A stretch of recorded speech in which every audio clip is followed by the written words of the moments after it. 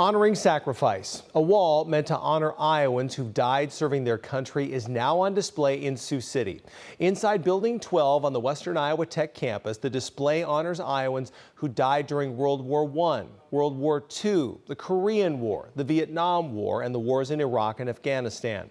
The displays have dog tags bearing names of those killed in action, and visitors can actually use a lead pencil and a piece of paper to make a rubbing of the names on the dog tags and then learn about that person's story and learn how they died.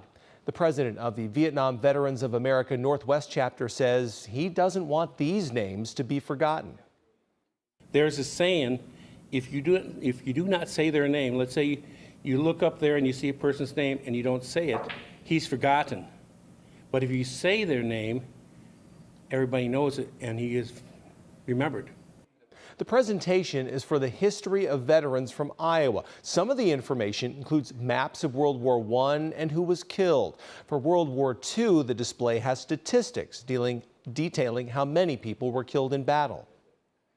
We have the map of Vietnam. We have the map over here of all the missing in action with their pictures.